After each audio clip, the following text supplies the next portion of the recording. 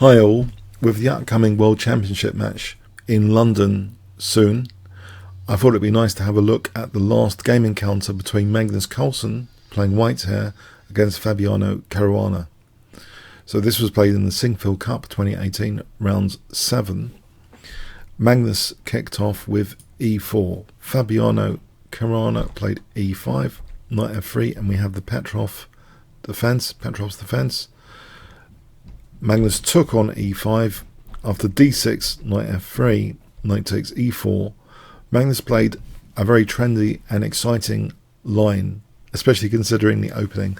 This has been very popular in recent years to try and unbalance the position significantly. So white is accepting doubled pawns here and captures away from the centre. And the idea is to open up this bishop, usually like putting it here, moving the queen, and then castling queenside. So it's a very aggressive idea to create an opposite side castling game. They are often much more interesting opposite side castling games. Bishop e3, we have knight c6. Now quite often queen d2 has been seen here. For example, bishop e6, castling queenside. This position, white's thought to have a small edge. Some games have continued, for example, like this. It's quite well trodden. White has a small edge there. So bishop c4, slightly off the beaten path. Black castled, queen d2. Bishop f5. White castles queenside. Queen d7. King b1. We have rook fe8. And now h4. And some of you might be aware of a Pogania game on the channel where Natalia Pogania, a very, very strong women's grandmaster, Russian women's grandmaster, basically played for a form pawn, putting a pawn on h6, and got a good advantage by doing that. Is that form pawn going to be allowed here? Fabiano played bishop f6. We have h5, and actually he stops it in its tracks with h6. Let's see if he doesn't stop it with h6. Okay, let's have a look at a6. This kind of scenario, it does give white, even though you might think this is weird to lock up the position, to not activate the rook fully, it's actually really dangerous. Look at f7, it's a bit of a target. Okay, the knight's holding up f7 for the moment, but there's a lot of pressure here in the position, and the form pawn is really quite valuable to have here. For example, like this, that challenging the defensive knight. We can reach a position maybe like this, which leads to a nice advantage for white. So it's very, very dangerous scenarios indeed. So black played h6, which of course deprives the use of the g5 square as well. In that variation, you'll note that, for example, there was a knight on g5. In that variation here, you'll note this knight on g5. So by black playing h6 here, it's been deprived that use of the g5 square. So that's important for this pressure on f7. You know, this unusual bishop c4 was about the soft spot f7, so it's about that as well, crucially. So in fact here, now the bishop retreats to e2. This does mean now that, first of all, the bishop's not such a target for a knight e5, because the knight coming to e5, if this knight ever moves, can target that bishop on c4. And now, if this knight's free to move, it can, for example, hit the bishop or go here. We see actually, if we look at this position with knight h2, for example, then knight e5 gains a valuable tempo on the bishop, and this should be an even position. g4 is mostly harmless here. So bishop e2, taking the bishop out of harm's way for knight e5. So kind of freeing up this knight in a way. So bishop g4, though. Here, a5, knight h4 is not extremely dangerous for black, though. It should be even chances. Bishop g4, knight h2 played here. But what Magnus Carlsen is doing craftily, or not so subtly perhaps, is kind of making way to push these pawns. He's like making way to push these pawns and to try and drill into black's king position. That's the basic plan. Bishop takes, queen takes, very aggressive. Knight e5. He can't do f4 immediately here to pursue this ruthless plan, because knight c4 tactically on that bishop. So for example here, black should be fine with that dark square bishop. So actually the bishop retreats, which does mean f4 is on the cards now. So it is looking dangerous. Queen c6, very, very good move. In response, that c4 square now is a nice place for the knight to go. f4, knight c4, which hits the queen. And the queen goes to d3. And we have queen e4, wanting just to exchange off queens. And hopefully any attacking potential is severely reduced with the queens coming off. g4, Magnus encourages black to capture, to take his mistake, as a famous YouTuber says, and that would actually straighten up white's pawns. You know, taking straightens up white's pawns, and that's a nicer version than the game. Knight e3 was played in the game, and then we have rook e1. And actually, yeah, the pawns do get straightened in any case. Queen takes, c takes, knight d5. So with that inserted knight maneuver, though, we have rook eg1. So g5 is something to be looking forward to here. We have rook e6 being played. On rook e2, this position, it seems white has a small edge, but it is getting to be quite favourable for white now that g5 is played. And I believe Magnus was getting quite optimistic at this stage after knight e7. On king h7, this is also interesting. Say knight f3. This position, white should have a small edge here. Okay, so and also here, if knight f1, again white should have a small edge. So anyway, knight e7 in the game, and it looks like a nice blockade square in some respect, a positional respect. But what about the black's king here and this opening of the g file? You'll note also with this next move, Magnus was really optimistic and went for the first time to the confessional booth of the Singfield Cup, which is a fantastic feature of that tournament to create more excitement and drama. And he closed the door, and he basically like gave the sign for hush without saying anything, like to hush the haters, apparently, something like that. That maybe have been saying, you know, Caruana's going to be like a really dangerous in the World Championship, perhaps. Anyway, there's lots of interpretations. So whatever, confessional booth. Anyway, he's very optimistic here, and with good reason, actually. This looks to be an extremely precarious position for black, indeed. Now, Caruana is as cool as a cucumber here and takes on h6. This is probably one of the best ideas, actually. And it leaves, technically, if black can survive this, there are actually fragmented pawns here, which could become weak later. If this attack fizzles into nothing, the remnants of the pawns here might not be that nice. But it looks as though, hang on a sec, isn't this just running into f5? And what is the idea here? So f5, and you might think, well, rook takes h5. How is this even possible? So yeah, things are really quite exciting now. Why isn't the h5 pawn hanging? The thing is, if rook takes h5, there's actually knight g4. And after rook takes h1, you can call this an intermezzo, an in-between move, or a Zwischenzug, depending on your favourite expression. But knight f6 check is the intermediary intermezzo. Okay, so knight f6 check, and then here, that's actually checkmate. And rook takes f5 is no better because of knight h6 check picking up the rook. in fact, with check. So basically, this is really dangerous. Where does the rook want to go? Here it doesn't help knight g4 and then knight h6 check. So yeah, this pin g pawn is a recurring theme.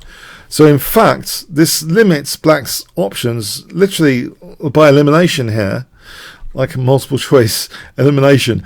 There is rook h8 and rook h7, but rook h8, the thing is with rook h8, the king has got h7, and this is worth looking into for sure. But it just looks very, very strange to do this. Even stranger than the game continuation, rook h7, which was played. Now, knight g4 has the big threat of knight f6 check. There's a very, very interesting alternative here to get another kind of form pawn with the f pawn rather than the h pawn, which would have kicked the knight. This is really interesting. Knight g4, and we see we have the form pawn. And what is its role here? Well, in this position, there's tactics like this which are remarkable and powerful, actually, which could lead white to a winning advantage, technically. For example, like this, and that f pawn is totally winning in this variation, as this shows. So there's a big load of dangers with knight g4. It puts white in. With f6, it puts white in a real driving seat. Let's have a look at this again. Instead of g6, say king h8, then bishop g5, maintaining that form pawn. And if it's eliminated, it's with big penalty here. Bang, rook takes g7, h6. Yeah, g5 we just take there. So yeah, it seems to be a very, very big problem, this f6.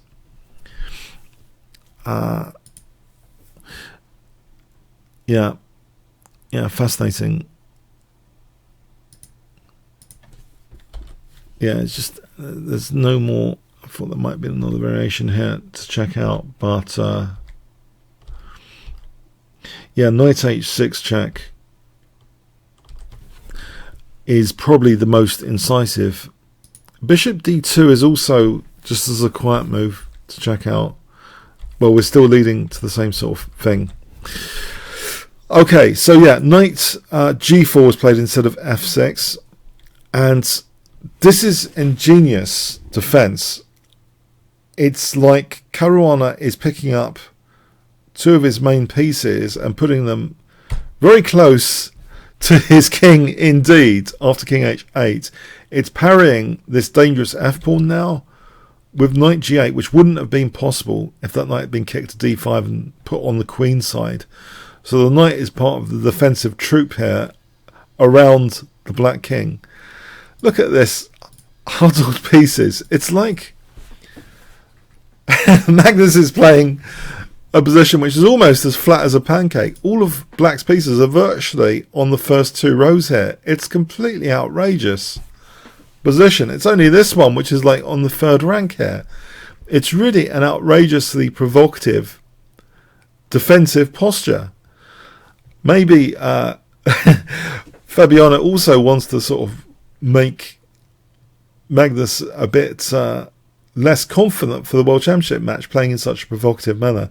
But no, it seems to be totally out of necessity to have this flat defensive setup. And it's a difficult nut to actually crack here. That pawn is threatened with elimination with this knight now.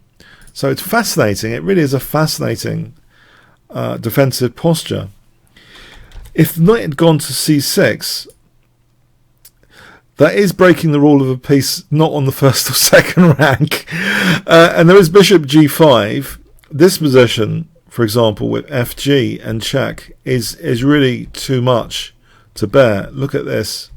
This is just crushing stuff. Yeah, with the rook attack now, it's absolutely crushing with the h pawn. So yeah, this is really an amazing defensive achievement. Knight f5. Again, bishop g5 is strong. This variation shows great strength for white. It doesn't really matter what black does here. Knight takes. There's bishop f6 with h. The h pawn is massive here, just winning. bishop takes, h6 again, use that h6 pawn, and here this is just massive, winning. Yeah, so this is really a defensive achievement in its own right. We have now Magnus starting to take time and maybe not so confident now.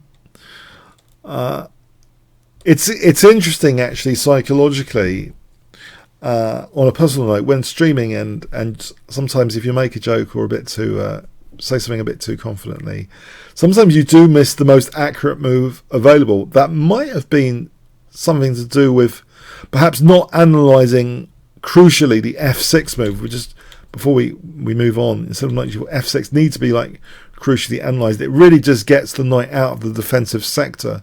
But this is such a surprising, setup. Very rarely, I've seen this kind of setup before. So anyway, so we have this very, very surprising flat setup. F takes g7. Rook takes g7. Bishop e3 with just the idea of bishop d4. But this is parried with c5. And okay, this weakens d5 a bit, but it's not such a big deal here. Just to put the disaster, if that's allowed, bishop d4, and this is just crushing. So yeah, that can't be allowed. So c5, stopping bishop d4. We have bishop f4. Here, if c4, f5, this position looks as though basically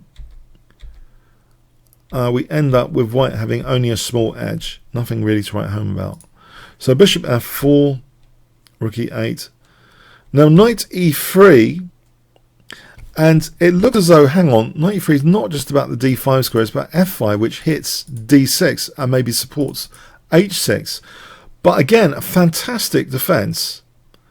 A fabulous defense from Fabiano, but a magnificent attack from Magnus. Okay, enough of the funny stuff. Rook takes, rook takes. A fabulous defense with rook e6, and this really prepares to meet knight f5, which wasn't played, with rook f6, and this white's pieces are falling down here. They're just so loose. If rook g5, then knight h6, thanks very much. And this is actually literally just winning material. White's just collapsing the exchange down with a lost position. So white has to be really careful here. So rook e6, brilliant defensive move. Knight d5. We have knight f6 here, challenging that knight immediately. The knight goes back. Rook e2. Knight b5, which seems to hit a7 and d6. Rook e6. And here we have actually rook f1 being played. Not knight takes a7, because it seems the h5 pawn is vulnerable. Not immediately, because if knight takes h5, king h7 was played. If knight takes h5, then rook h1, losing material. But actually the subtle king h7 would leave the h pawn very vulnerable. And this type of position is nothing to write home about. White only has a small edge. The h pawn's a liability. So in fact, Magnus is not that keen to switch his attention to win the a7 pawn, funny enough, after his glorious attack. That it seemed to be visually almost crushing. So rook f1 was played, king g8, knight c7, and actually the game ends peacefully now, with both sides in low on time, with a repetition. So the game ended here. If we have an exchange of prisoners, as Nimzovich would say, that a7 for h5, if the game continued, it ended here with a draw. If takes, knight takes, this position is nothing to write home about. Yeah, this is just an even position. So this was a fascinating struggle. And what does it say about the upcoming World Championship to you guys? Does it say to you, for example, Magnus is the one going to be pushing for the dynamic, aggressive play? Fabiano is going to be relying on more clinical defensive moves with the black pieces? Does it show the great resilience of Fabiano, that he's going to be an extremely tough nut to crack? Will Magnus treat this game with some caution, that when to control his excitement in seemingly crushing possessions, just to make sure he can find also the most clinical attacking moves. What do you think this says about the upcoming World Chess Championship? But it should be a fantastic set of games. I'm tempted to do a bit of live commentary perhaps, but there are regulations which are trying to be enforced, which may be slightly off-putting actually to some streamers, and certainly to me in previous years. Let me know what you think about that. Or I was really just intending to do post-game write-ups, videos in the form of videos after the game, generally speaking. And but yeah, it should be a fantastically enjoyable match to witness. Fabiano demonstrating great defensive skills here. If you enjoyed this game video, then please click the top left box, which should appear shortly, to become a member at chessboard.net, and you can play other YouTubers. You can also check out the YouTube analysis of this and other games in advance, or edited, updated analysis all the time from the improved menu learned from the Masters YouTube order. Okay, comments, questions, likes, shares, subscribes, appreciated. And remember to click that notification bell. If you do click subscribe, there's a notification bell. Okay, thanks very much.